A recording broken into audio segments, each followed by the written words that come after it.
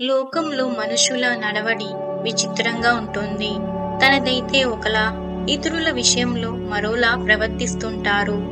మనిషి ఎప్పుడు ఎలా నడుచుకోవాలో మహాభారతం చెప్పినట్టు మరే గ్రంథం చెప్పలేదేమో. భారతం ధర్మజ్యోతి. భీష్ముడు అంశశయ్య మీద ఉన్నాడు. కురుక్షేత్ర సంగ్రామంలోని మరణాల వల్ల ధర్మరాజు ఎంతో మనస్తాపం చెందాడు. అతడి మనసులోని కలతను తీర్చడానికి ఎందరో హితవచనాలు పలికినా శాంతి చేకూరలేదు. వాసుదేవుడు అతన్ని భీష్ముడి దగ్గరకు తీసుకువెళ్ళాడు. ధర్మరాజుకు ధర్మోపదేశం చెయ్యమని కోరాడు. భీష్ముడు మహాజ్ఞాని. రాజనీతికి సంబంధించిన సమస్త విషయాలు బోధించాడు. ధర్మం చాలా సూక్ష్మమైనదని, అది పలు రీతుల్లో గోచరిస్తుందని చెబుతూ భీష్ముడు పరమ ధర్మమేమిటో వివరించాడు. మహాభారతం శాంతి పర్వంలోని ఉరులేమేమి యొనర్చిన నరవరాయ ప్రియంబు తన మనంబున కగు అనే పద్యం ప్రపంచ వాగ్మయంలోనే గొప్ప సూక్తి. కందుకూరి వీరేశలింగం వివేకవర్ధిని పత్రికలో ఈ పద్యాన్ని ముఖ తిలకంగా తీర్చిదిద్దారు. అనంతరం కాలంలో కాశీనాథుని నాగేశ్వరరావు కూడా ఆంధ్రపత్రికలో తమ ఆదర్శ వాక్యంగా దీన్ని ప్రచురించేవారు. నాటికి నేటికి ఉత్తమ వ్యక్తిత్వానికి మార్గదర్శకమైన ప్రబోధం ఇందులో ఉంది. ఇతరులు ఏది చేస్తే తన మనసుకు అప్రియం అవుతుందో తాను దాన్ని ఇతరులకు చేయకుండా ఉండటం సకల ధర్మాలకు కుదురు లాంటిది. ధర్మం రెండు విధాలుగా ఉంటుంది. అవి విధి నిషేధాలు, చేయవలసినవి, చేయకూడనివి. జన సామాన్యం కోసం ప్రతిపాదించిన ధర్మం నిషేధాత్మకమైంది. అంటే ఏం చేయకూడదో తెలియజేస్తుంది.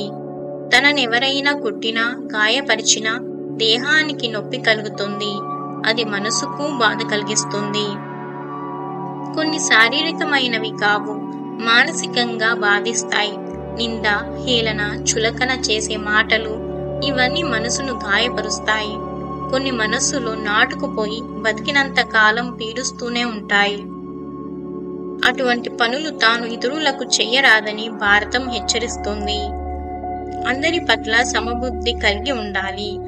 లౌకికంగా ఇది చాలా ప్రయోజనకరం. ఇతరులపై పగ ఉంటే ఎవరూ ప్రశాంతంగా నిద్రపోలేరు. మనసులో పగ ఉంటే పామున్న ఇంట్లో నివసిస్తున్నట్టే అని భారతం చెబుతోంది.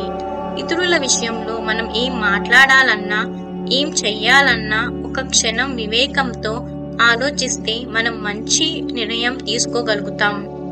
ఎవరిని బాధ పెట్టం, తరువాత మనము బాధపడం. దీన్ని మరో విధంగానూ అన్వయించుకోవచ్చు. ఇతరులు తన పట్ల చేసిన ఏ పనులు తనకు ఆహ్లాదం కలిగించాయో అటువంటి పనులు తాను ఇతరులకు చేస్తూ ఉండటమే గొప్ప ధర్మం. భారతంలోనే ఒక కథ ఉంది. పరమ దేవతల సునకం సారమేయుడు దాని కొడుకు జనమేజయుడు యజ్ఞం చేస్తుంటే ఆ పరిసరాలకు సారమేయుడు వచ్చి తిరుగాడుతున్నాడు. రాజుగారి తమ్ముళ్ళు దాన్ని కొట్టి తరిమేశారు. అది ఏడుస్తూ తల్లితో మొరపెట్టుకుంది.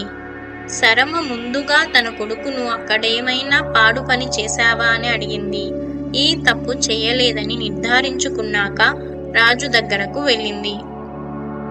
పసివాడు ఏ అపవిత్ర కార్యము చేయకుండా సంతోషంగా ఆడుకుంటూ తిరుగుతుంటే అతని తమ్ముళ్ళు అకారణంగా కొట్టి బాధించారని, ఇది చెయ్యవచ్చు, ఇది చెయ్యరాదని కొంచెమైనా ఆలోచించక సాధు జీవుల్ని హింసించే దుర్మార్గులకు ఆపదలు ముంచుకొస్తాయని నిందించి వెళ్ళిపోయింది. నిష్కారణంగా, అనాలోచితంగా ఎవరికీ హాని కలిగించకూడదని ఇందులో అంతరార్థం.